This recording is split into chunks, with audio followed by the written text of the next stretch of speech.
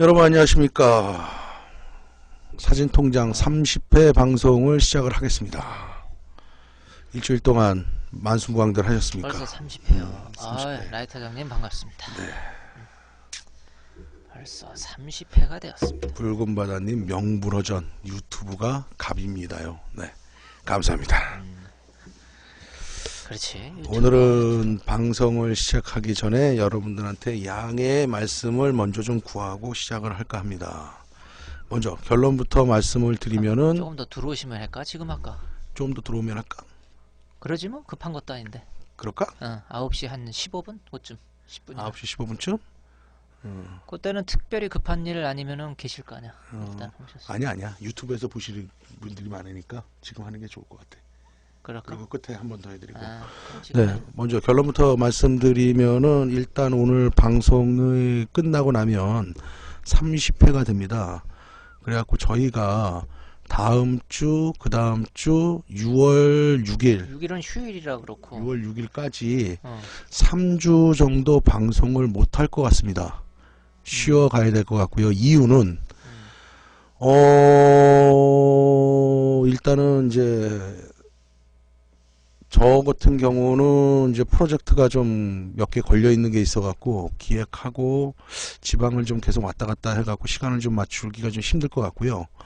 4D도 출장이 좀 좀 걸려 많아요. 있습니다. 그래서 어떻게 시간을 서로 맞추다 보니까 도저히 힘들 것 같다. 그래서 웬만하면 하려고 했는데 어쨌거나 3주 뒤에 6월 13일 정도가 되겠지? 그러네. 그렇지? 달려보니까. 한번 달려보니까 6월 13일이지. 13일. 6월 13일 날 생방송은 시작을 할 것 같습니다. 그래서 3주 동안 여러분들하고 얼굴을 못 뵐 것 같습니다. 그래서 좀 섭섭하고 또 죄송하기도 하고 그러네요. 더 좋은 퀄리티 방송으로 다시 뵙겠습니다. 예, 감사합니다. 네, 어쨌거나 저희도 삶의 현장에서 열심히 살고 죽지 않고 다시 복귀할 수 있도록 하겠습니다. 감사합니다. 어디 군대 가나? 오늘의 방송의 주제는 펜탁스의 역사와 수동 렌즈 이야기. 이거를 이제 마련하게 된 계기는 원래 이번 주에 다른 걸 하려고 그랬었는데 저희가 스케줄을 짜다 보니까 3주 정도 방송을 쉬게 될 것 같아 갖고 유튜브에 보면은 이제 어떤 분이 펜탁스 K1 풀프레임 바디가 최초로 처음으로 나왔는데 펜탁스에서 펜탁스의 역사 쪽하고 그쪽의 특성을 좀 말씀해 주시면 안 될까요? 그리고 그게 하나가 들어왔었고요. 또 한 분은 수동 렌즈에 대해서 좀 설명을 좀 부탁드립니다. 그래갖고 거의 한 주 차이, 이틀 차이로 그런 질문들이 올라와 갖고 자, 그러면 우리가 3주 방송을 쉬니까 이분들이 너무 기다릴 것 같아 갖고 일단은 오늘로 편성을 해 봤습니다. 그래서 오늘은 펜탁스의 역사와 수동 렌즈 이야기로 해갖고 펜탁스 뭐 역사 간단하게 좀 다뤄보고요.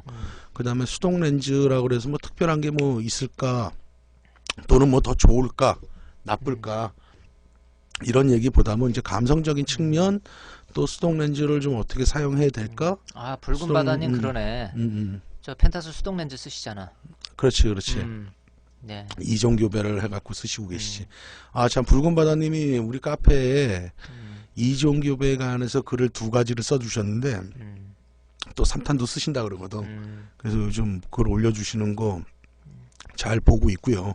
내용도 뭐 굉장히 잘 쓰셨더라고요. 그래서 요즘 많은 도움이 되고 있습니다. 교배 그래서, 연구에 아주. 그렇게 될 것 같습니다. 자, 뭐부터 해볼까? 펜탁스부터 해볼까? 네 맘대로 해. 내 맘대로 해? 어. 그래. 펜탁스의 역사부터 시작을 해보자. 여러분들 펜탁스 카메라는 들어보셨죠? 펜탁스 카메라 4D. 너가 아이씨. 생각하는 펜탁스 카메라는 어떤 생각이야? 들어는 봤어 일단. 사용은 안 해봤어? 펜탁스 써봤지 나는. MX. 옛날. 내가 고등학교 때 사진만 할 때 내가 갖고 있었던 카메라가 펜탁스 MX의 50mm 1.4 렌즈, 35mm 렌즈 몇 가지 렌즈를 썼었고 굉장히 또 좋아했던 카메라고 작고 기계식이라서 작동도 굉장히 콤팩트하면서 잘 됐던 느낌이 있고. 근데 어떻게 보면은 요즘의 관점에서 보면 굉장히 구형적이고 굉장히 구닥다리 카메라 같은 생각들이 많이 들어. 기계식 카메라들이 옛날. 그런데 요즘의 관점에서는 그렇고, 내가 보는 관점에서는 이제 뭐 성능 이런 것들을 다 떠난다면 그래도 그 당시에 카메라들이 카메라다웠다. 카메라라는 것은 이런 것이다 라고 표현을 해도 굉장히 나쁘지 않을 정도로 뭐 좀 뭐랄까 좋은 느낌들이었어. 그러니까 뭐 성능이야 뭐 지금 거에 비해서 좋다고 말은 할 수 없지. 좋다고 말씀할 수 없고 이제 특성들이 좀 다른 거니까 그런 건데, 저도 필름 카메라 펜탁스 MX-1 완전 기계식 사용하고 있습니다. 붉은 바다님은 어때요? 펜탁스 MX-1 그걸 써보니까 어때요? 완전 기계식에 써보니까. 요즘에 디지털 카메라들 너무너무 스펙들이 화려하고 좋은 느낌들이 있는데. 펜탁스 또 LX라는 게 좋은 게 있지 또. 펜탁스 LX. 펜탁스 LX. 한 시대를 풍미했던 펜탁스사에서 나온 최고급 기종이지. 요즘은 뭐 중고 깨끗한 거 있으면 30만 원? 이면 살 것 같아. 한 그런데, 시대만 풍미했나? 두 시대는 안 되나? 두 시대는 안 되지. 안 돼? 왜냐하면은 그게 이제 80년도에 생산된 바디인데 니콘의 F3가 있었고 캐논의 뉴 F1이 있었다면 고급이랑 맞짱을 뜯어내 펜탁스에는 LX라는 바디가 있었지. 어떤 면에서는 펜탁스 LX가 더 진보된 더 훌륭한 카메라라고 말할 수가 있어. 난 물론 F3를 너무너무 사랑했던 사람이긴 하지만 그런 것들을 좀 배제를 한다면 개인 감정을 좀 배제를 한다면 기계적인 측면에서는 이제 펜탁스가 좋은 점들이 많았지. 뭐냐면 첫 번째 방진 방습 기능을 채용을 했다. 방진 방습 기능을 채용했다. 그 다음에 하이브리드 샷다가 채용이 됐다. 하이브리드 샷다가 뭔지 알아? 하이브리드 샷다? 하이브리드가 뭐야? 튀기라는 소린데? 그러니까 그게 이제 전자식 샷다는 건전지를 넣어야지만이 작동이 되잖아. 그런데 기계식 샷다는 건전지를 필요 없지. 안 넣어도 작동이 되잖아. 하이브리드 샷다는 뭐냐면 건전지를 넣으면 전자 제어로 샷다가 제어가 돼. 정밀하게. 그런데 만약에 빼면은 건전지가 기계식이다. 빼게 되면 전자 셔터 같은 경우는 셔터가 작동을 안 하잖아. 근데 건전지가 없어도 하이브리드 셔터를 채용했다는 건 뭐냐면 기계식 셔터로 작동을 한다는 얘기야. 굉장히 좋은 거지. 니콘 F3도 작동을 했어. 그런데 그거는 이제 80분의 1초 하나만 작동을 한 거고, 펜탁스 같은 경우는 이제 모든 셔터가 작동을 했고, 뉴 F1, 캐논의 뉴 F1도 뭐 건전지 없이도 작동을 했던 하이브리드 셔터의 개념이고, 그 다음에 이제 펜탁스 LX에는 또 이런 기능들이 있었지. 다이렉트 측광 방식을 채용을 했지. 필름면 다이렉트 측광. 이거 내가 이제 이전에 카메라 얘기할 때 좀 해드린 건데, 예를 들어서 우리가 지금 사진을 찍고 있어. 다시 한번 설명을 해드리면, 사진을 찍고 있는데 우리가 셔터를 촬영을 하기 전에 반클릭을 하면 노출을 재잖아. 그렇게 해갖고 찍으면 그 노출 값으로 노광이 되는 거 아니야. 근데 하이브리드 셔터는 뭐냐면 셔터를 누르고 미러가 올라가잖아. 그랬을 때 만약에 태양이 가다가 태양이 쨍쨍했는데 구름이 살짝 됐단 말이야. 그 순간에. 그럼 그 순간의 노출을 순간적으로 제어를 해주는 게 다이렉트 측광 방식이야. 이거는 이제 펜탁스의 LX와 올림푸스의 OM2N 또는 OM2 스포트, OM3, OM4 이런 쪽에서도 이제 다이렉트 측광을 채용을 했었고, 캐논에서는 T90이라는 카메라가 다이렉트 측광들을 채용을 했었지. 그랬구만. 그래서 이제 명불허전 LX는, 그런데 LX 같은 경우는 우리나라에서는 사람들이 잘 몰랐어. 사실은 이 카메라라는 걸, 펜탁스라는 카메라를. 이제 펜탁스 카메라의 가장 큰 특징이라면 뭐냐면 이런 거야. 튀지 않는, 아주 막 고급스럽지 않은데 굉장히 쓸만한. 그 다음에 렌즈도 뭐 예를 들어서 뭐 그 당시에 따지면 2035 2.8L 렌즈들 수동에서도 그런 것이 있었을 때, 캐논에서는 이제 밝은 렌즈들을 만들어낼 때 뭐 펜탁스 쪽에서는 뭐 2450 F4라든가 이런 4525 F4라든가 요렇게 좀 이렇게 한 스텝 정도는 어둡지만 쓸만하고 굉장히 좋은 성능도 좋은 렌즈들. 그러면서 좀 튼튼하다는 느낌? 그런 것들이 이제 펜탁스에서는 이제 굉장히 좋은 느낌으로 다가왔다라는 얘기지. 그런데 이제 얘네가 이제 AF 시대가 도래되면서 조금 이제 쇠퇴하기 시작했고, 디지털 시대에서는 힘을 못 썼지, 펜탁스가. 조금 이런 그런 개발이라든가 이런 것들이 좀 늦었어, 니콘이나 캐논 쪽보다.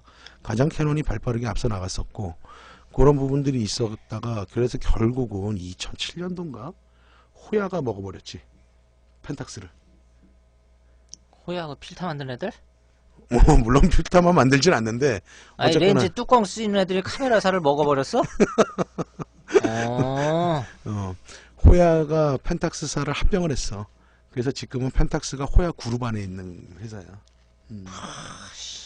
호야가 필터 회사가 카메라를 먹었다. 물론 이제 필터로서 더 유명하지. 우리가 사진 하는 쪽에서는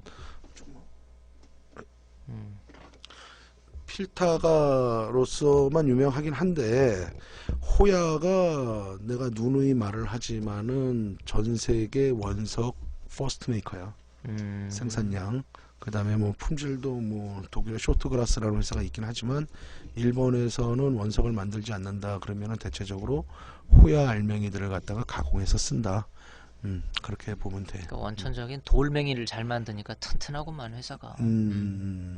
돌을 잘 만들어야 되죠. HCP7301님이 저는 아사히 펜탁스 SL을 1970년도에 사용했었는데 기계식이 참 좋았습니다. 흑영입니다. 안녕하십니까. 조금 HCP 7301님도 자주 못 뵌 회원님 아니 같아요. 우리 저 카페 회원님이셔. 아, 그래갖고 나랑은 좀 미남님 자주 반갑습니다. 만나거든요. LH부터 라이트장님 반갑습니다. 예. 오케이. 그래서 호야가 가져갔고 뭐 어쨌거나 펜탁스라는 명맥을 유지하고 있으면은 되지 않을까 그렇게 보고 있고. 그래서 펜탁스는 대중적인 브랜드였어. 근데 일본의 카메라 일본 시장에서는 펜탁스의 층들이 굉장히 많아. 그 다음에 이제 박물관도 여기 보면 몇 년도에 만들었더라? 67년도에 일본 최초 펜탁스 카메라 박물관을 만들었거든. 왜 괜히 또 박물관은 만들어? 카메라가 그러니까 빨리 만들어 팔지. 펜탁스가 굉장히 역사 깊은 회사이기도 해. 어. 그 다음에 펜탁스에서 가장 위대한 업적 중에 하나는 1971년도에 펜탁스 ES 모델에 나왔던 50mm 1.4 렌즈의 슈퍼 멀티 코팅을 최초로 만들었다. 최초로 시행을 했다. 즉 우리가 지금 현재 쓰고 있는 MC 멀티 코팅이라는 거 있잖아. 그거를 71년도 ES 카메라에서 최초로 50mm 1.4에다가 슈퍼 멀티 코팅을 했다. 그러니까 걔네가 맨 처음 했다 이거지.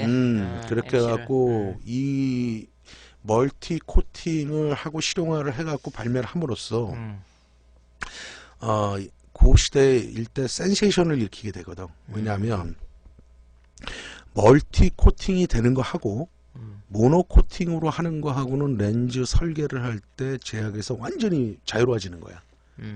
왜냐하면 멀티 코팅이 안 될 때는 렌즈 반사율이 생기잖아. 그러다 보니까 렌즈 설계를 할 때 그 반사율 때문에 그 렌즈들을 많이 사용할 수가 없어. 렌즈 반사율을 줄이게 되면 렌즈 구성을 더 넣어갖고도 가능하다는 얘기지. 그렇게 되면은 이제 최소한의 수차 보정으로 갈 수가 있는 건데, 그 다음에 또 하나 줌 렌즈에서 이제 멀티 코팅이 되면서 설계에 획기적인 바람이 일어나는 거야. 그래서 아사히 펜탁스사가 카메라 설계 쪽에서 일본 카메라 설계 쪽에서 지대한 영향을 미쳐. 1971년도 ES 카메라가 나올 때. 그래서 슈퍼 멀티 코팅에는 무슨 어떤 게 일곱 겹의 코팅을 한다는 거야, 멀티 코팅. 그래서 어떤 사람들은 이걸 이제 세븐 멀티 코팅이라고도 자꾸 그러는데, 이거는 슈퍼 멀티 코팅의 약자가 맞다. 이렇게 보면 될 것 이게 같아. 보면은 이 기술과 경영은 틀린 것 같아. 그렇지. 왜 좋은 회사가 왜 그 돌 만드는 회사에 집어먹혔을까? 그리고 저 근데- 미놀타도 음. 소니한테 넘어가고 말이야. 그런데 이게 음. 펜탁스사에서 나는 이제 내가 뭐 펜탁스 경영을 하거나 펜탁스의 깊은 속내까지는 모르겠지만 사실은 우리가 이제 어떤 시대의 흐름에 음. 좀 늦은 거는 사실이야. 펜탁스 렌즈들이 그렇지. 펜탁스 렌즈나 카메라가 누가 기다려주질 않지. 성능이 뭐 떨어진다거나 음. 뭐 어떠한 렌즈 성능이 떨어진다거나 바디 성능이 떨어진다고는 못 볼 수 없겠지만 어떤 새로운 스펙들, 새로운 렌즈나 새로운 카메라들을 만들어낼 때 좀 뒤처졌었어. 늦게 나오고. 음. 그러다 보니까 이제 캐논이 가장 발빠르게 앞서 나간 거고 니콘은 이제 쭉 나갔던 거고 거기에서 이제 밀리지 않았을까. 그러다 보니까 이제 시장도 잃었겠지. 음. 그러다 보니까 뭐 경영에서 뭐 그런 것들이 있었고 저 어쨌거나 대현님도 우리 카페 회원이신가? 그렇구만. 난 옛날에 모두가 잠깐만 모두가 흥하자님 제 거는 짐? 지금 지금 가끔씩 미러가 올라가서 안 내려오는데 왜 떨어지는 그런지요? 카메라 바디가 무엇인지요? 모델명이 무엇인지요? 미러가 올라가서 안 내려와요? 저게 그 왜 그래? 그 위에 바풀이 붙었나? 저게 이제 LX 만약에 LX 카메라는 저게 LX 카메라의 가장 큰 단점이야. 만약에 미러- LX라면 LX라면 미러가 올라가서 안 떨어지는 그런 가장 큰 취약점이 있었어. 그런데 그래. 그거는 이제 뭐 기계적인 구조 문제야, 저게. 그런데 저거는 이제 AS 센터에서 AS를 받게 되면은 이제 뭐라 그래야 되지? 뭐 깨끗하게 이렇게 고쳐지는 거긴 해. 근데 지금 저 기종이 뭐냐에 따라서 틀려, 지금. 그렇구나. 그래서 켄탁스 쪽에서 SP 수동 오래된 거예요. 그것도 아마 오래돼 갖고 그런 부분들도 있고요. 그는 이제 오버홀 정도를 한번 받아야 되는 거고 펜탁스 SP 카메라 또 굉장히 유명했던 카메라예요. SP 수동이면 저 필름 카메라일지 모르겠네. 필름 카메라야, 필름 카메라. SP. 워낙 SP가 언제 만들어졌냐면 나도 이걸 다 못 외우니까 역사를 좀 갖고 왔는데 64년도 최초 TTL 측광 기능을 갖춘 아사히 펜탁스 SP 발매. 최초의 뭐라고? TTL 측광. TTL 측광을 갖췄다. 음, 무슨 말이야, 보디? TTL 측광을 갖췄다. 좋은 측광을 갖췄다는 소리지. 물어봐, 이씨. 그럼 나쁜 걸 만들었겠어? 야, 어? TTL 좋은 거. 편하게 살아, 편하게. 뭘 만들었든지 나쁜 걸 만들었겠냐고, 공장에서. 상식적으로. 어? 신제품이 나왔는데, 씨, 뭘 붙였어도 좋으니까 붙여놨을 거 아니야. 야, 야, Through the lens. 그렇지 알고 있네. 네. 모르는 척하고 그래. 그러니까 쉽게 얘기해서 네가 지금 카메라로 사진을 찍으려고 그러면 노출 측광이 돼 안 돼? 지금 카메라로? 지금 카메라 되잖아.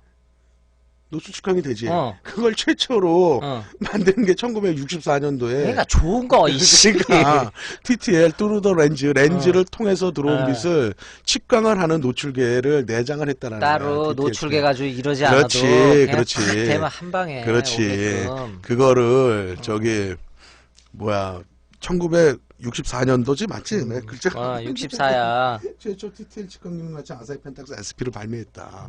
그래서 이게 되게 유명한 64년에 카메라. 그걸 만들었어. 자, 그러면 그 전에 있었던 카메라에는 TTL 거봐, 씨, 측광이 포드 명답이 되잖아. 씨, 좋은 거야, 그냥. 그러면은 어. 그 전에 있었던 카메라는 내장 노출계가 없었냐? 뭐 없었겠지?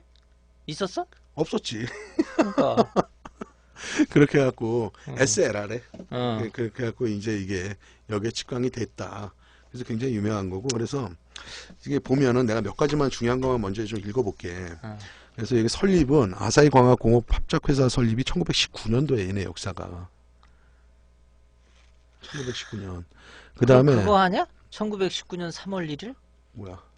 유관순 그거 누나가 그거 한 거요? 1919. 어? 한쪽에서는 씨 대한독립 만세하는데 1919년 3월 1일이야? 확실해? 그럴걸? 아, 이런 씨. 근데 씨 아사히에서 지금 저 렌즈를 만들고 있어 이것들이. 아이씨, 그러면 니콘도 나쁜 놈들이지. 니콘은 씨 미쓰비시 중공업 거 아니야. 아, 야, 내가 가만 있어봐. 이렇게 되면 일본 거 써야 되나 카메라? 3점포로 나가 얘기가. 원체 우리는 이제 어. 카메라에 대한 개발사 이런 얘기들을 하고 있는 거니까 어. 일단 그 역사적인 문제는 일단은 좀 접어두고 그 다음에 1952년도에 일본 최초의 35mm 이란 리프렉스 카메라 아사히 프렉스 1을 발매를 했다. 야, 결국 그 SLR 그렇지. 를 처음으로 만들었던 일본에서. 일본에서. 그 다음에 1954년도에 독자적으로 개발한 퀵 리턴 미러를 채용한 아사히 프렉스 2B를 발매를 했다. 이건 뭔 개소리인지 모르겠고. 퀵 리턴 밀러 몰라? 리턴 밀러? 몰라. 너 지금 사진을 찍으면 미러가 어떻게 돼? 다닥. 올라갔다가 내려오지. 어. 그게 리턴한다라는 얘기잖아. 음. 올라갔다가 내려 다시 돌아온다고. 그리고 퀵 리턴 밀러 올라갔다가 그럼 내려온다. 그 전에는 올라갔다 안 왔어? 안 왔어. 그럼 뭐야 그럼? 그 올라갔다가 올라간 다음에 어. 그 와인딩 레버 있지, 필름 감는 거. 어. 그걸 돌리면은 내려왔어.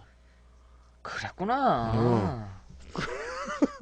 난 몰랐어 그것까지. 그렇게 됐다. 그 다음에 1957년도에 오각 프리즘이 탑재된 이란 리플렉스 카메라 아사히 펜탁스 오리지널을 발매를 해. 그럼 얘네가 펜타프리즘도 처음 했던 소리야. 오각 프리즘이 탑재됐다 이거지. 펜타 프리즘이 있는 거야. 이란 리플렉스 카메라가 있지. 이거고. 그 다음에 1900 중간 건 필요 없는 건 빼고 내가 이제 최초 이것만 하는 거야. 1964년도에 최초 TTL 직관 기능을 갖춘 아사히 펜탁스 SP를 발매를 한다. 64년도에. 그 다음에 67년도에는 일본 최초 펜탁스 카메라 박물관을 도쿄 니시아자부에 개관을 했다. 이때부터 뭔가 이상한 거야. 펜탁스 카메라는 도쿄 신주쿠에 있거든, 얘네 본사가. 저도 그 다음에 카메라를 만들었어요. 1969년도에는 중형 이란 리플렉스 카메라 아사히 펜탁스 67을 발매를 한다. 저거 써봤어. 그렇지. 이건 아사히 펜탁스 67은 좀 부연 설명을 좀 해드려야 될 것 같아. 좀 특별한 필름 카메라, 포맷이 우리가 쓰고 있는 거는 24/36mm 필름을 갖잖아. 근데 이제 중형 카메라에서 유명했던 것들이 일본 카메라 중에는 마미야, 마미야 67, 645, 67. 젠저 브로니까. 그 다음에 젠자 브로니카가 있었지. 지금은 이제 없어졌지만 젠자 브로니카가 있었고, 그 다음에 독일 쪽에서는 롤라이가 있었지. 뭐 그 다음에 하셀브라드가 있었지. 그 유명한 것들이 이런 거인데 펜탁스에서도 67을 만들었는데 펜탁스 67의 디자인은 나머지 마미야나 핫셀이나 롤라이나 이런 건 어떻게 봐? 이렇게 보잖아. 이렇게 보지, 이렇게. 그래갖고 이건 웨스트 레벨 파인더식으로 본다라는 얘기죠. 허리 높이에서. 그런데 아사히 펜탁스 67 카메라는 우리가 현재 쓰고 있는 35mm 카메라를 있지. 그대로 뻥튀기 한 거야. 그대로 크게. 이만해요. 이만해가지고 이렇게 돌리고 이렇게 아주. 그러면 샷다가 어떻게 떨어지냐? 촉커덕. 진짜. 촉커덕. 탁 그게 아니라 털커덕 이런 소리가 그런데 나요. 진짜 그거. 아이 레벨에서 본다는 거지. 어. 우리가 35mm를 그대로 키웠기 때문에 굉장히 뭐라 그러지? 사람들이 35mm에 익숙해져 있던 사람들이 그걸 쓸 때 중형은 아무래도 좀 거부감이 생기거든. 쓰던 방식이 틀리니까. 그런데 얘는 그대로 커진 거기 때문에 위화감이 없었어. 그래서 내가 한때 중형 기종의 한때 내 이 주력 기종이기도 했어. 그러면서 뭐가 더 좋냐면 기동성이 굉장히 좋아. 그대로 이렇게 보고 찍어 다니는데 대신에 이제 미러가 크다 보니까 미러 쇼크라는 거에서 압박감이 좀 오지. 그래서 그런 특성을 갖고 있는 펜탁스 67을 만들었다. 나는 그거 말고 67 중형 사이즈 중에서 645. 아니 64 말고 그것도 67이었던 거를 기억이 되는 69인가 67인가 모르겠는데 그 미러 없는 그 저거 있어요. 렌즈 파인더식 그 뭐였지? 후지 690. 690. 후지 69야? 후지 69가 있었지. 거기에 이제 그거는 붙박이 렌즈야. 렌즈 교환이 안 되는 거야. 그거는 미러 쇼크 없어 좋더만. 그거는 지금의 카메라로 따지면 라이카 카메라. 라이카 카메라를 그대로 뻥튀기 해놓은 거지, 69. 그래서 그거는 이제 일본에 있는 직업사진가들, 즉, 어떤 직업사진가라고 말하는 건 뭐냐면, 일본에서 사진관을 한다거나, 베이비 사진을 찍는다거나, 아니면 단체 사진을 찍는다거나, 증명사진을 찍는거나, 일본에서는 그런 직업사진가라고 그러거든. 그런 사람들을 위한 카메라이기도 해. 그게 이제 65mm 렌즈가 꽂힌 건 와이드 렌즈고, 근데 90mm가 꽂힌 거는 이제 표준 렌즈고 그랬고, 보통 그 두 대를 갖고 딱 썼었지. 그것도 내가 한때 쓰면서 날렸던 카메라지. 잘 써먹었지? 그거 우리나라에서 잘 몰라갖고. 자고 몇 개 더 보자고. 세계 최초 또. 그 다음에 71년. 71년에 이건 아까 내가 말해줬잖아. 이건 진짜 아까 그 획기적인 위에까지만 거. 했잖아. 세계 최초로 조리개 우선 AE 시스템을 갖춘 아사히 펜탁스 ES를 발매했다. 그러니까 조리개 우선도 얘네가 맨 처음 한 거야. 세계 최초 세계 최초. 조리개 우선. 우리가 A 모드 해놓고 그렇지, 찍잖아. 그렇지. A 모드. A 모드에 놓고 썼는데 아사히 펜탁스 ES를 발매했는데 이때 SMC 코팅이 처음으로 들어갔다. 50mm. 71년도에. 그 다음에 쭉 나가. 그러다가 1980년도에 창립 60전을 기념한 최고급 이란 리플렉스 카메라 펜탁스 LX가 발명이 된다. 이 80년대가 사진사에서는 굉장히 역사가 깊은 연도야. 펜탁스에서 LX 나왔지. 니콘에서는 F3 나왔지. F 시리즈 나왔지. 캐논 UFO, 캐논에서는 UFO이 나왔지. 그러니까 일본이 이 80년대 이 카메라들이 나오면서 세계 시장을 이제 완전히 제패하게 되는 거야. 맞아. 그 전에는 이제 석권을 했어. 독일 카메라를 넘어서기 위해서 서서히 넘어가다가 1980년도에 이 세계 회사에서 카메라가 이 F3, UFO, LX라는 바디가 나오면서 거의 이제 뭐라 그래야 돼, 굳히기를 했다. 유도에서 따라치면은 굳히기를 했다고 보면 돼. 이때부터는 이제 일본 애들이 시장을 장악한 거야, 완전히. 그 전에 일본 카메라 메이커는 어떤 목표가 있었냐 하면 성능으로나 어떤 거를 바디든 렌즈든 성능적으로 독일 카메라를 넘어서는 거야. 그래서 물론 기업이니까 마진을 남겨야 되겠지만 마진을 남기는 것보다는 최선을 다해서 만들 거야. 80년대까지는. 그래서 사실은 이 당시에 렌즈나 카메라들이 어떻게 보면 완성도는 굉장히 뛰어나 지금 거보다. 성능은 이제 좀 두 번째라고 치자 이거지. 이제 계속 기술이 발전되니까. 근데 완성도라는 거 꼭 렌즈나 카메라의 완성도라는 것은 우리가 성능하고는 또 다른 관점에서 좀 봐줘야 될 중요한 부분인데 얼마만큼 튼튼할 것이냐, 얼마만큼 구조적으로 좋을 것이냐, 이런 부분들이 완성도 쪽으로 들어가는 거거든. 그거는 이제 80년도 그 전후에 나왔던 렌즈하고 카메라들은 굉장히 좋아. 열어보면은 재질들도 굉장히 좋아. 그때 뭐 플라스틱 렌즈를 쓴다? 아이, 그런 거 없지. 아주 보급형이나 썼지. 거의 다 이제 메탈 재질을, 메탈 재질. 라이카 쪽에서는 한술 더 떴지, 걔네들은. 황동으로 렌즈를 깎았단 말이야. 굉장히 노세. 우리가 지금 말하는 노세. 그거를 했단 말이야. 노세 그거? 아이고, 하동관에 가면 그거 저기 곰탕. 갑자기 곰탕 그거 전부 다 센노란 숟갈에다가 노세를 갑자기 그렇게 침 나와, 하고 좀 역사 얘기를 조금 더 해보자. 아유, 그리고 1981년도에 세계에서 처음으로 이란 리플렉스 카메라 누계 생산 수량이 1000만 대를 돌파했다. 이란 리플렉스 카메라의 누계 생산량이 1000만 대를 돌파했어. 그러니까 세계 최초야. 그럼 니콘이나 캐논보다 더 많이 빠르다. 팔았다는 얘기지. 빠르다. 그러니까 고급 기종. 그러니까 이건 이렇게 보면 돼. 펜탁스 회사라는 특성, 그쪽의 이제 성격은 어떤 성격을 갖고 있냐면 어떠한 고급적인 기종을 이렇게 만든다기보다는 내가 서두에도 말씀을 드렸지만 대중적인 거, 가격이 저렴하면서도 성능이 좋은 거, 이런 쪽의 취향으로 그리고 대중한테 좀 더 다가갈 수 있는 거, 가격적으로도 그런 쪽으로 굉장히 많이 맞추어 줬던 회사야. 그래서 좀 어떻게 보면은 좀 덜 장사꾼적이고 조금 덜 똑똑하다기보다는 그러니까 뭐라 그래야 되지? 그래, 그 말이 맞을 것 같다. 좀 덜 장사꾼적인 기질이 있는 회사. 물론 그렇게 해서 뭐 결과가 좋진 않았겠지만 어쨌거나 대중하고 호흡할 수 있는 거. 예전에 장롱 속의 카메라 그런 기억들이 있으실지 모르지만 요즘은 이제 카메라가 많이 흔하잖아. 근데 우리가 우리 중고등학교 다닐 때, 우리 대학 다닐 때만 하더라도, 중고등학교 다닐 때까지만 하더라도 카메라를 그렇게 누구나 갖고 다니면서 찍거나 그러지 못했지 않았나? 그러지 않지 않았나?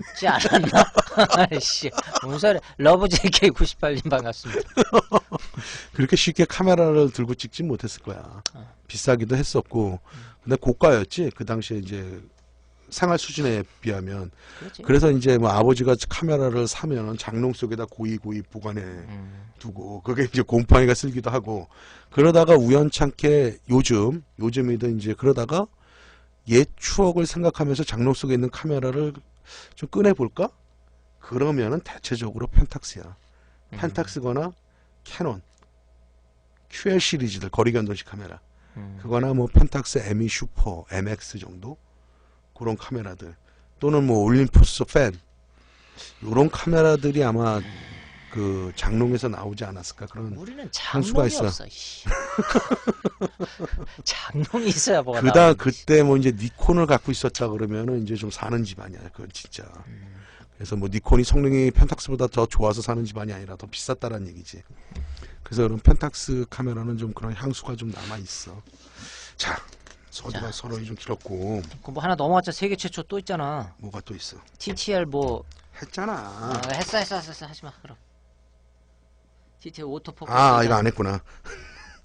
1981년도에 세계 최초로 TTL 오토포커스 이란 리프렉스 카메라인 펜탁스 MEF를 발매한다. 81년도에. 그런데 문제는 이게 뭐냐면 실용화에는 해갖고 했지만 판매하는데 굉장히 좀 실패를 한 카메라야. 그 이유가 뭐냐면 이거는 이제 렌즈 구동 방식이야. 지금 니콘, 지금 캐논. 캐논이 렌즈 구동 방식 아니니. 렌즈에 모터가 있어갖고 한 거고. 니콘은 바디 구동 방식 기본이고 캐논은 렌즈 구동 방식이야. 근데 니콘에도 AFS 같은 경우는 바디가 아니라 렌즈에서도 모터가 있어갖고 렌즈로 빠르게 돌리지만 원리 원칙대로 처음에 개발한 거에 따지면 니콘, 미놀타는 바디 구동 방식이야. 캐논은 렌즈 구동 방식으로 나왔어. 근데 렌즈 구동 방식이 그다음 오토포커스를 최초로 만든 건 어쨌거나 펜탁스 애들이야. 근데 이게 실용화를 해갖고 판매를 했지만 실패를 한 모델이야. 이유가 뭐냐면 너무 렌즈가 컸어. 그 렌즈 밑에 모터가 있었거든. 그 다음에 AF가 굉장히 느렸어. 그러니까 실질적으로 뭐 맞추려고 이런 거 탁 누르면 츠크적 그렇지. 초점 맞추는데 씨 사람보다 더 느려. 맞아. 이러고 그 돌아가는 정도까지는 거야. 아니었는데 또 굉장히 느려갖고 그러니까 좀 비합리적이라 그래야 되나? 비합리적이었지. 뭐 오토포커스라는 건 뭐 좀 도움을 받을까 하고 빨리 찍으려고 했는데 씨 맞추다가 피사체 지나가. 그랬어. 진짜, 씨. 그러다가 이제 85년도에 내가 누누이 말하지만 미놀타에서 맥섬 7000이라는 카메라가 나오면서 완전히 세계 시장이 뒤집어진 거지. 그럼 바디 구동 방식의 AF도 빨랐고. 그 다음에 이제 86년도에 캐논에서 EOS 650. 뭐 니콘에서 501인가? 걔네가 최초로 만든 게 501일 거야. 501. 501. 501이 이제 86년대 나오고 늦었지. 근데 실용화하고 굉장히 성공을 거둔 거는 미놀타가 맞지만 세계 최초로 만든 거는 얘네가 있다. 그다음에 그런 식으로 따지면 니콘 F3도 AF가 있었어. AF. 걔도 이제 만들어냈지만 상용화에는 실패를 했다. 현장에서 쓰기에는 좀 부담스러웠던 카메라들이다. 이렇게 읽어봐야 돼. 세계 최초가 너무 많으면은 뒤끝이 안 좋은 경우가 있어. 미놀타도 세계 최초가 많았는데 뒤끝이 안 좋아. 참 이상해. 뭐 다는 아닌데 간혹 그런 케이스가 있어. 자, 그다음에 또 이제 중요하게 좀 봐줘야 될 게 1984년도에 중형 이란 리프렉스 카메라 펜탁스 645가 발매가 돼. 그다음에 뭐 1986년도에 세계 최초로 줌 콤팩트 카메라 펜탁스 70. 1987년도에 세계 최초로 TTL 자동 프레시가 내장된 SLR 카메라 펜탁스 SFX 발매. 뭐 중요한 거 아니야 이런 건. 그 다음에 1998년도에 세계 최초의 오토포커스를 채용한 중형 SLR 카메라 펜탁스 645N이 발표된다. 중형 카메라 중에서는 최초로 AF를 채용을 한 거야. 참 애매한 그렇게 기획, 해갖고 애매한 기획이다. 중형 카메라인데 굳이 포커스를 AF로 왜 했을까? 자, 그렇게 해갖고 펜탁스의 역사를 대체적으로 중요한 것들을 이렇게 좀 몇 가지를 만들어 말씀을 드려봤는데 왜? 냄드사 다조 냄드사사님 반갑습니다. 어쨌든 잘 안 보이네. 그래서 펜탁스에서 이제 시대의 한 획을 그었던 연도별로 중요한 것들은 좀 말씀을 드려봤고 한마디로 정의를 한다면은 펜탁스 카메라는 이렇게 좀 말을 할 수가 있어. 좀 시대는 좀 뒤쳐졌고 조금 반응은 느려갔고 어쨌거나 뭐 이렇게 지금의 디지털 시장에서는 그렇게 좋은 대접을 받고 있진 못하지만은 어떤 자기만이 뚜벅뚜벅 걸어가는 그런 장인 정신의 냄새도 굉장히 많은 회사고, 그 다음에 사용자 편의 쪽에서 사용하기 편하고 가격이 저렴하면서 그런 것들을 부담 없이 살 수 있는 대중화를 시킨 메이커를 펜탁스라고 나는 이렇게 두 마디 정도로 좀 말을 해보고 한마디로 싶어. 한다며 왜 두 마디를? 내가 그랬어? 한마디로 해야지. 씨. 한마디로. 그래서 그 정도로 정의를 좀 해볼 필요가 있고, 요번에 펜타스가 호야를 향해 뚜벅뚜벅 걸어갔구만. 호야를 향하여 뚜벅뚜벅 걸어갔네. 너 이씨 호야도 어마어마하게 큰 회사야. 광학 아니 회사에서. 결론은 나는 이게 지금 거의 펜탁스 요즘에 못 봐서 그런데 난 카메라가 MX 좋아. 결론은 나오는 거야 안 나오는 거야 요즘에? 나와. 참 그 얘기를 해드려야겠구나. 요번에 펜탁스에서 K1이라고 풀프레임을 펜탁스 최초로 만들었어. 뭐 또 지금 호야 만들었어. 호야로 걸어가놓고선 최초를 뭘 또 만들어? 아니 풀프레임. 어. 이미지 센서 풀프레임 24/36. 어. 캐논은 예전에 만들었고 그러니까 자기 상표 자기 안에서. 안에서 최초로 만들었어. 처음으로 나온 거야 드디어. 근데 인제서? 에이. 펜탁스는 전부 다 저희 크롭바디였지. 그게 뭐야 그다음에 모델명이? K1. K1. 그래갖고 그게 3,000 몇백만 화소더라고. K1 총 이름이네. 그래서 나도 뭐 나온 지 얼마 안 되기 때문에 재원 정도만 좀 알고. 그 시장에서 너무 안 보이니까 나도 정보가 아니 없어. 이번에 나왔어 이번에. 이번에. 그래갖고 285만 원인가 270 몇만 원에 판다고 그러더라고. 근데 어쨌거나 펜탁스 싸게 해야지. 펜탁스 유저들은 좋아할 만한 해. 왜냐하면 그럼 거기에 나는 따르는 펜탁스 저기 오토 렌즈도 또 같이 나왔겠네. 그렇지. 걔도 이제 고 화소에 이미지 센서가 달려 있으니까 렌즈도 좀 이제 새롭게 좀 설계가 돼서 나왔을 거고. 근데 또 펜탁스 이제 그러면서 이거 좀 얘기를 해보자. 수동 렌즈 이야기. 오늘 펜탁스 역사와 수동 렌즈 이야기거든. 근데 이제 수동 렌즈가 꼭 펜탁스에만 국한돼서 하는 얘기는 아니고. 이게 수동 렌즈의 이제 어떤 점이 좋느냐, 특징이 뭐냐 이렇게 좀 질문들이 들어왔기 때문에 그거에 대해서 그냥 우리가 알고 있는 상식선, 뭐 성능을 따지자면은 지금의 현행 렌즈들보다 좋다고는 말을 절대로 못해. 사실은 고해상 이미지 센서에는 절대 옛날에 수동 렌즈들이 제 성능을 다 발휘는 못하거든. 그것들은 이미 이제 필름 시절 때 거기에 맞춰서 설계가 된 렌즈들이지만. 그런 것들을 이제 좀 얘기를 좀 해볼까 하는데, 먼저 이제 펜탁스 역사를 했기 때문에 펜탁스 렌즈들 얘기 몇 가지 좀 해보지 뭐. 펜탁스는 이제 K 마운트를 채용을 했거든. 고전에는 M42 스크류 마운트를 썼단 말이야. 라이카가 L39 마운트를 썼었고. 그러니까 나사식으로 돌리는 렌즈지 옛날 거. 돌려. 그게 이제 라이카 쪽에서는 39 나사선 39파이짜리를 썼고, 그걸 쓰는 당시에 펜탁스는 M42 42구경. 42궁짜리 스크류를 썼거든. 그래서 그걸 만들다가 얘네들이 니콘의 F 마운트가 있잖아. 그치? F. 그거 마찬가지로 펜탁스에는 K 마운트라고 있어. 바이오넷식으로 원터치로 딱 잠기는 거. 요즘은 다 그렇게 잠기잖아. 그건 이제 바이오넷 마운트라고 그러는데. 빨간 거 맞춰서. 그렇지. 예전에 그걸 돌렸단 말이야. 그게 M42, 라이카에서는 L49 이렇게 명명을 했었던 건데. 라이카에서는 이제 M3가 나오면서 바이오넷으로 바뀐 거고, M 마운트로 바뀐 거고, 니콘에서는 이제 F가 나오면서 F 마운트가 시작은 된 거고, 펜탁스에서는 K 마운트가 시작이 됐는데, 펜탁스에도 지금 K1이 됐건, 예전에 쓰던 뭐 크롭바디용 그 디지털 카메라가 됐건, 어쨌거나 K 마운트용 렌즈는 수동 렌즈고 뭐고 다 갖다 맞는다. 니콘도 지금 다 맞잖아. 니콘하고 비슷하다는 소리네. 똑같아. 옛날 수동 렌즈들은 그냥 다 갖다 쓸 수 있는 거야. 어. 그런데 이제 니콘에서는 좀 주의할 게 있어. 옛날 수동 렌즈를 지원해주는 카메라가 있고 지원해주지 못하는 카메라가 있어. 이제 그런 것들이 있으니까 그건 좀 주의해줄 필요성이 있는 거고. 근데 펜탁스 쪽에서도 니콘과 마찬가지로 옛날 수동 렌즈들을 다 갖다 쓸 수가 있다. 자, 이 얘기를 왜 하는 거냐면, 일단은 미놀타나 야, 너 머리가 왜 이러냐? 빨리 얘기해. 아니, 괜히 공부 많이 하는 애가 돼 보여. 막 머리가 이러니까. 일단은 미놀타나. 뭐 어디까지 얘기했어? 일단은 미놀타나.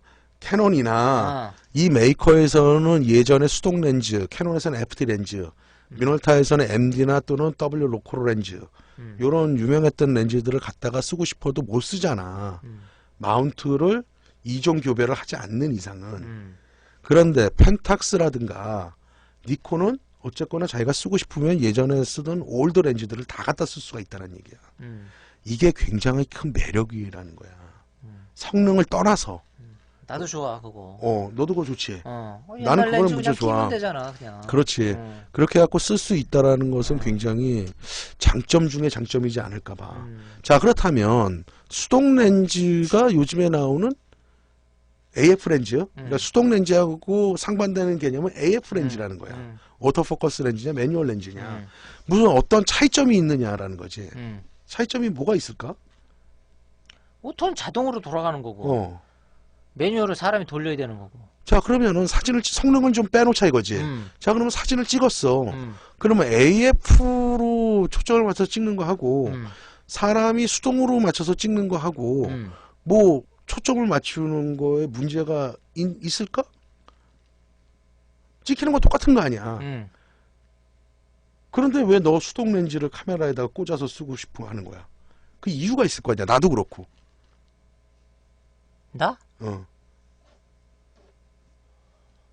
나는 정확히 말하면 망원 쪽은 솔직히 AF가 편해. 솔직히 말하면은. 그런데 글쎄 이걸 뭘로 표현이 안 돼. 손에 딱 잡히는 어떤 렌즈 구경 한 85mm부터 그 밑에 이제 50, 뭐 그다음에 35, 35, 24, 20 뭐. 이렇게 내려오면서는 이 매뉴얼이 훨씬 빨라. 오히려. 빨라?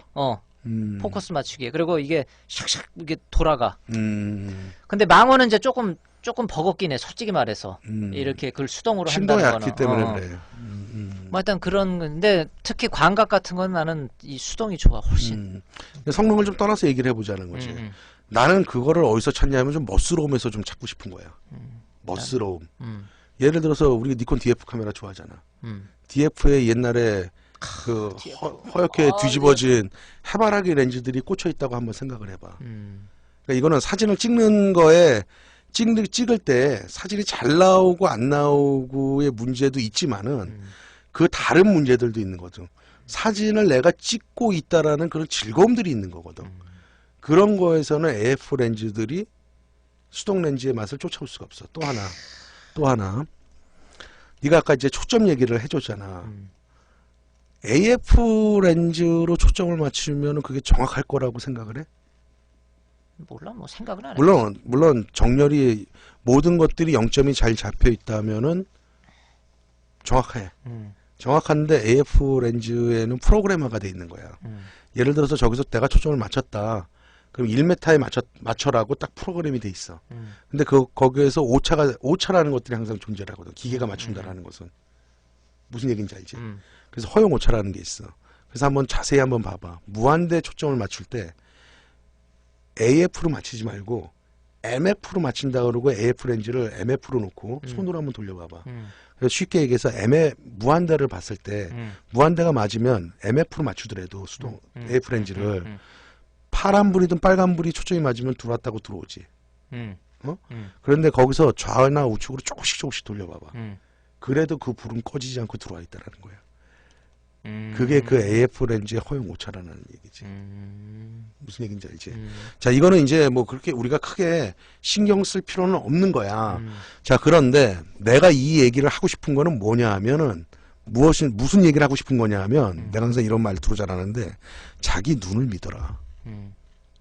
내 눈만큼 정확한 초점을 맞출 수 있는 애는 없다라는 거야. 자, 네가 아까 그 말 잘했는데 85mm 밑으로 믿어야 돼. 눈이 좀 이상해. 그게 이제 훈련 습관적으로 그게 이제 되면은 되잖아. 근데 이제 우리도 이제 노안이 오고 뭐 그래서 그런 건데 우리가 수동 렌즈를 쓴다라는 가장 큰 장점이라는 건 뭐냐 하면 너는 아까 이제 그런 거를 들었고 나는 멋스러움에서 좀 들어본다 그랬잖아. 우리가 카메라를 갖고 사진이라는 걸 취미로 하고 있을 때 어떠한 사진을 어떻게 찍을 것이냐라는 것이 가장 중요한 화두가 되긴 해. 하지만 우리가 카메라를 갖고 프로가 아니고 우리가 취미로 한다면은 내가 사진을 찍고 있다라는 것도 굉장히 중요한 거야. 모든 것들이 기계로 해준다? 그거보다는 내가 무엇인가를 조작을 하고 있다. 내가 무엇인가를 컨트롤하고 있다. 그런 맛을 느낄 수 있는 것도 굉장히 즐거움 중에 하나거든. 그거는 수동 렌즈를 쫓아올 수 있는 건 없어. 그 다음에 또 하나 구조적인 문제를 얘기를 해줄게. 예전에 수동 렌즈들은 굉장히 잘 만들어졌어. 렌즈를 열어보면 어떠한 유격이라든가 그런 것들이 없지. 네가 아까 초점을 돌릴 때 굉장히 부드럽게 돌아가거든. 그거의 대표적인 게 라이카 렌즈야. 라이카 렌즈가 굉장히 부드러워, 그 느낌이. 그래서 뭐 비단결 같다라는 말을 해. 셔터도 비단 셔터, 뭐 렌즈도. 그거 못지않게 예전에 니콘이라든가 캐논이라든가 미놀타라든가 펜탁스의 렌즈들도 그거 못지않게 굉장히 그 부드러움이 있고 유격이 없이 덜컥덜컥거리는 유격이 없이 스무스하게 돌아가는 그 느낌이 있다고. AF 렌즈를 한번 손으로 돌려봐봐. 그런 느낌이 있을까? 절대 없어. 그런 않지. 느낌은 절대 없어. 그거는 이제 어느 정도 유격을 벌려놔야 돼. 왜냐하면은 네가 수동 렌즈를 손으로 돌릴 때는 무슨 힘을 써? 내 힘을 돌리는 거 아니야. AF 렌즈는 뭐로 돌려? 모타로 돌리지. 모타로 돌려. 그래서 어느 정도는 그걸 만들어줘야지만이 배터리 소모량도 적고 그런 것들이 있어. 그러니까 이게 뭐 어떤 성능, 사진적으로 초점이 맞느냐 안 맞느냐 이 문제가 아니라 그런 이제 조작감이라든가 이런 문제들에서 오는 문제야. 그 다음에 원석을 떠나갖고 그다음에 구조라든가 이런 가격을 봤을 때 예전의 렌즈들이 코스트가 더 비싸지. 얘들 제조 단가들이 더 비싼 거야. 그렇게 보면 좋지 않을까. 나는 그렇게 보는데 이제 한 가지 유의할 점은 뭐냐면 성능적으로 얘기를 안 해드릴 수는 없어. 지금까지 이제 감성적인 얘기들을 좀 해드린 거고. 지금에 와서 이제 니콘이나 펜탁스 또 요런 식의 카메라들을 쓰시는 분들은 조금 이건 유의할 사항들인데 니콘의 D800이나 810 요런 카메라들은 지금 3천만 원서가 넘어가잖아. 이런 거에 예전에 수동 렌즈들을 쓴다면은 주변부 해상력이 무너져 내린다 그래. 해상력이 이제 좋지가 않아. 그거는 그런 카메라들은 새로 굴절률이라든가 코팅이라든가 새로 설계된 렌즈들을 써야지만이 자기 이미지 센서의 최대의 활용도를 쓸 수가 있다. 렌즈의 최대의 성능을 발휘할 수가 있다. 바디하고의 새로운 궁합도 봐야 궁합의 돼. 시대가 필요하다. 또 어떤 카메라는. 그렇지. 그런 이미지 것도 있다. 센서가 고화소가 되면서 렌즈의 설계도 바뀌기 시작했거든. 그 다음에 또 이미지 센서가 필름이 아니기 때문에 코팅도 바뀌기 생겼거든. 만약에 이미지 센서가 쓰는데 예전에 렌즈를 쓰게 되면 이런 현상도 벌어질 수가 있어. 사진을 찍었는데 뭔가가 반사된 플레어 같은 빛들이 들어오는 경우가 있어. 그게 대표적으로 표현하자면 그게 경막 현상이라 그래. 이미지 센서로 렌즈를 투과한 빛이 들어가서 흡수가 되는 게 아니라 반사시키면 렌즈에서 다시 넣어주거나 흡수를 해줘야 되는데 그게 거기서 난반사가 일어나 버리는 거야. 그래서 얘네들이 이미지 센서를 채용하면서 렌즈의 코팅들을 대체적으로 새롭게 해줬다. 그렇게 보면 되는 거고 대신에 수동 렌즈는 뭐 1800만 화소, 2000만 화소 전후에 이미지 센서를 갖고 있는 카메라라면 적극적으로 써도 성능에는 큰 문제는 없어. 그렇게 보면 돼. 그래서 니콘 DF를 만들 때 얘네가 1623만 화소인가를 만들었을 거야. 근데 내가 항상 화소 얘기를 하면서 그 얘기를 하잖아. 화소가 높은 게 다 좋은 건 아니다. 그 어떠한 일정한 면적 안에 화소를 굉장히 3천만 화소, 5천만 화소를 때려 넣게 되면 그거에서 오는 또 다른 문제점들이 있다. 난 자세한 건 모르겠는데 내 느낌에 화소가 높으면은 그 뭐랄까 그 점들을 배출해 확대를 해서 할 때는 이점은 있을 수 있는 것 같아. 그거는. 크게는 확대가 되지. 근데 컨트라스트에 좀 문제가 생기는 것 같아. 개조가 문제가 생기죠. 다이나믹 렌즈하고 개조해서 표현해서. 그래서 이렇게 봐야 되는 거야. 니콘에서 지금 D5가 나오긴 했지만 D4S가 나왔을 때도 1800만 화소 정도 했어. DF도 1600만 화소야. 내가 쓰고 있는 라이카도 1800만 화소야. 나는 코닥 CCD가 들어간 걸 쓰거든. CMOS가 아니라. 그 이제 딱깔 때문에 난 그걸 쓰고 있는 건데. 자, 그러면은 내가 1800만 화소짜리 쓴다고 지금 3000만 화소짜리 쓰는 거에 비해서 성능이 떨어져서 못 쓰고 있느냐? 그렇지 않아. 그렇지 않아. 우리가 사진을 크게 늘리는 게 장땡은 아니야. 그러니까 쉽게 얘기해서 장땡은 아니라는 그게 거야. 아닌 것 같아. 그 다음에 니콘 DF적으로 2000만 화소의 전후의 바디들은 우리가 예전에 수동 렌즈들을 적극적으로 써도 큰 문제는 없어. 그렇다면 어떤 또 장점들이 있냐면 수동 렌즈에 그 당시에 그 맛들이 있어. 같은 니콘이라도 요즘에 나오는 니콘의 맛하고 예전 50년대 나온 렌즈, 70년대 나온 렌즈, 80년대에 나온 렌즈들이 맛들이 조금씩 틀리거든. 그런 맛들을 우리가 찾아가는 거야. 네. 라에로 16님 처음 뵙는 것 같습니다. 반갑습니다. 예. 붉은 바다 20년 2470 VC 정도 뭐 요즘 시형 렌즈들이니까 그렇게 되는 거고, 그래서 우리가 810 정도를 갖고 있다 그러면 렌즈 선택할 때 상당히 좀 주의를 기울이셔야 된다. 한마디로 디지털 시대로 넘어오면서, 그러니까 그거는 구형 렌즈 자체가 나쁘다라는 개념이 아니라 이 신형 바디하고 궁합이 안 맞을 수 있다. 이런 문제가 발생될 수 있다라는 거죠. 그렇지, 그렇지. 그렇게 보는 거고. 그렇게 정리하면 되겠네. 그래서 수동 렌즈가 다 좋다고 또 말씀드릴 수가 없고, 그렇다고 또 다 나쁘다고도 말씀드릴 수가 없어.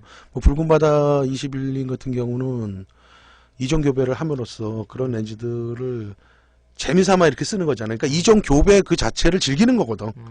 사진을 찍는 것도 즐기지만 그럼. 그 자체도 즐기는 거야. 교배를 하다 보면 참 재밌는 게 많이 그 자체도 즐기는 거야. 거기서 이제 또 다른 사진의 취미들을 찾아가는 거거든.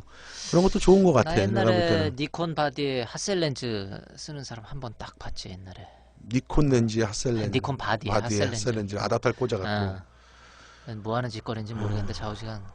그 백통이 그렇게 좋은가 봐. 핫셀 백통을 거기다 딱 꽂고 다니는 핫셀이 신형으로 가면 이제 검은색으로 나왔고, 예전에 초창기 때 500C, 500CM일 때, 500C구나, 500CM일 때도 이제 블랙으로 나왔는데 모양이 조금 틀리는데, 핫셀 렌즈의 백통 렌즈가 좋긴 한데 그 백통에 T코팅이 돼 있는 핫셀 렌즈가 있고, 백통 중에 T코팅이 안 돼 있는 렌즈가 있어.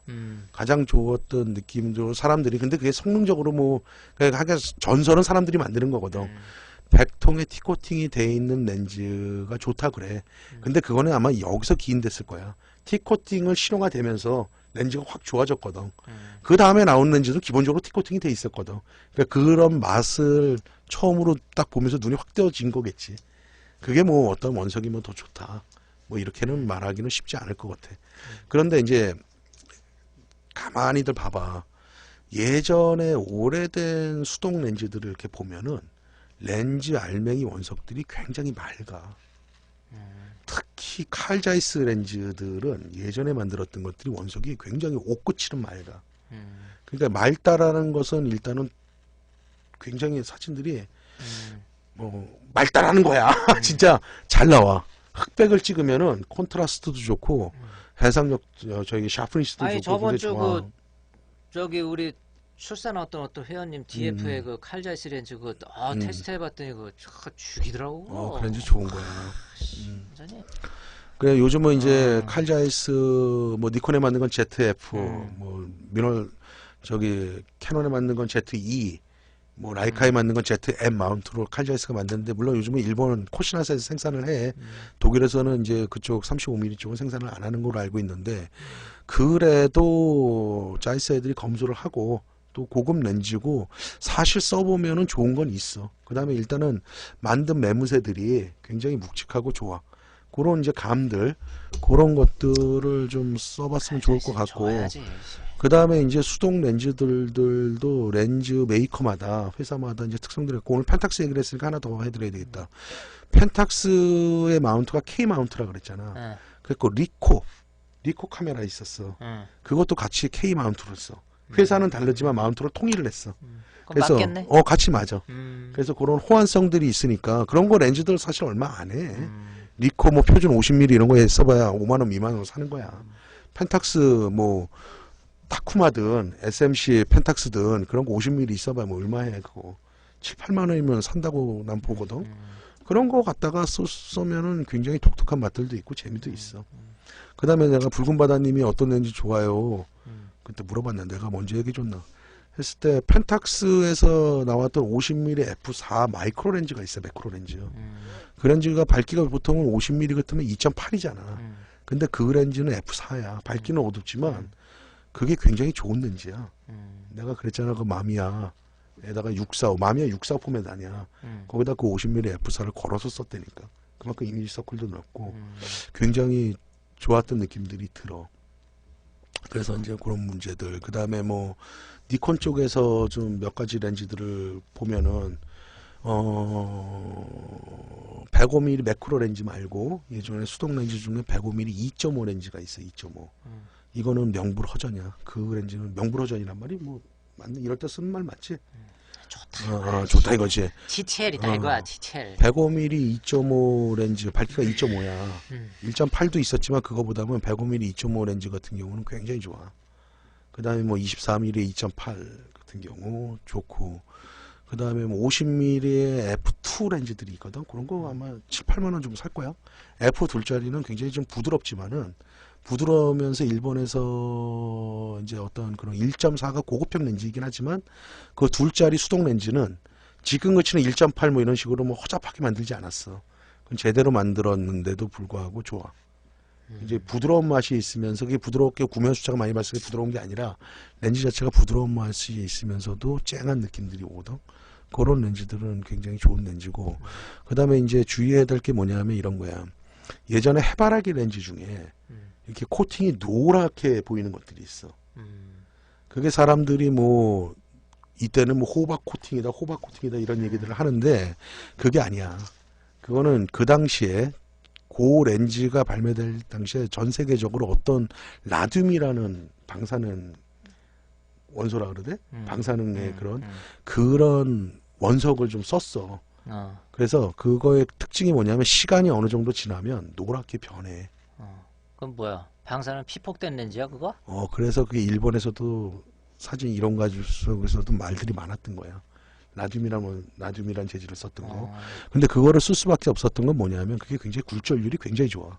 그래서 렌즈 성능을 굉장히 높일 수가 있었어요. 그거 사진 찍으면 찍을 수, 나 왜 이렇게 힘이 없어. 뭐 그런 말들도 있는데, 폐도 이상하고 기침도 나오고 그런 말들도 있었는데, 그러면 나 같았으면 벌써 죽었어야 되거든. 나는 그 렌즈를 그냥 쓰는 게 아니라 열고 만져보고 갈고 닦고 그랬는데도 아직까지 밥 숟가락 안 넣고 밥 먹고 살고 있거든. 자, 그래서 그게 이제 뭐 방사능이 좀 나온다는데 뭐 적은 양이겠지. 그 정도로 갖고 죽겠어 우리가. 그건 아닌데 이제 이 얘기를 하고 싶었던 거지. 그게 호박 코팅이 아니고 그렇게 색깔이 변한 거는 그 라듐이라는 원소가 오래되면 노랗게 변하는 성질이 있어. 그래서 변한 거다. 그 코팅 자체가 그런 건 아니다. 근데 사람들이 호박 코팅이 좋은 거다라고 사고 이런 건 있는데 그건 좀 잘못된 정보인 것 같아서 좀 바로 잡아드리고 싶어서 그런 거야. 리코. 내가 아까 말씀드리지 않았냐? 리코도 K-12라고. 그렇게 해갖고 이런 것들을 좀 써보면은 괜찮을 것 같아. 그래서 다음에 언제 이건 좀 시간을 두고 해야 되는데 그런 거 좋은 정보가 될 것 같은데 그 송보 얘기 듣고 보니까 아까 이건 캐논은 저기 말이 안 되는 상황 같고 느낌에 일단은 그 신형 디지털 바디에 구형 수동 렌즈를 다 써도 되는 그 기종이 있지. 아까 펜탁스나 뭐 니콘 이런 거 다 되는데 아까 말할 때 이거는 디지털 기종으로 새롭게 만드는 바디라서 뒤에 나오는 오토 렌즈가 거기에 맞게 수정을 해서 더 잘 나온 케이스가 많이 있고 수동 렌즈를 꼭 쓰지 말라는 게 오히려 이게 좀 아까 뭐 주변부가 뭐 무너진다 그런 표현을 썼잖아. 해상력 저해상 그러면 그거 이제 테스트라는 모르겠는데 어떤 바디에 어떤 렌즈를 꼈을 때 이건 참 괜찮다라는 거 혹시 눈에 띄는 거 있으면 그런 거 얘기해 주면 좋은 정보 될 것 같아요. 근데 이제 시간을 갖고 둘의 테스트를 해봐야 되는 거고. 해봐야 되는데. 그래. 하여튼 혹시 되다가 되면은. 그래. 그렇게 한번 해봤으면 좋겠고.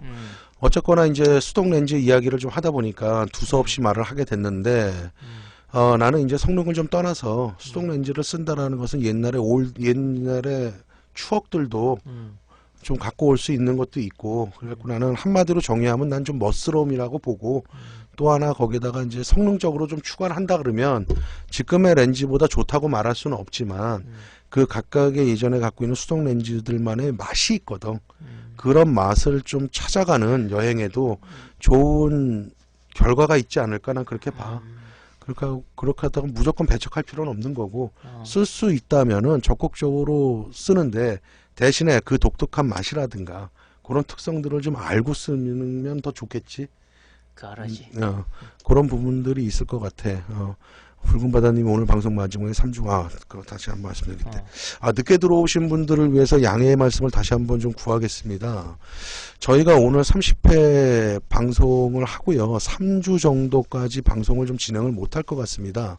이제 우리가 이제 저희도 세상을 바빠요. 살아가는 입장이라 먹고 바빠요. 살다 보니까 일이 뭐가 왕창 몰렸어. 저도 좀 지방을 왔다 갔다 해야 될 것 같고, 포디도 또 출장을 좀 가야 될 것 같고, 저는 프로젝트가 좀 걸린 것들이 있고, 그러다 보니까 도저히 시간을 맞추기도 뭐하고, 또 이게 우리가 방송을 사실은 대본 없이 하고는 있지만, 그래도 긴장을 하고 하는데, 우리가 일을 하다 보면은 좀 실수할 것 같기도 하고, 또 한다 그래 놓고 또 못할 수도 있기 때문에 3주 동안을 우리가 방송을 안 하고 6월 13일 날 다시 31회 방송에서 뵐 수 있도록 하겠습니다. 여러분들 누가 뭐라 했었나? 결방이요. 출장 네. 휴식은 아니고요. 저희가 그래서 어쨌거나 저희도 생활 전선에서 열심히 뛰다가 새롭게 또 좋은 모습으로 다시 6월 13일 날 31회 방송에서 뵐 수 있도록 카페 하겠습니다. 같은 데야 뭐 서로 계속 글 올리시고 또 뭐 서로 교통하시면 되니까. 그래서 3주 동안 못 뵈서 좀 섭섭할 것 같고요.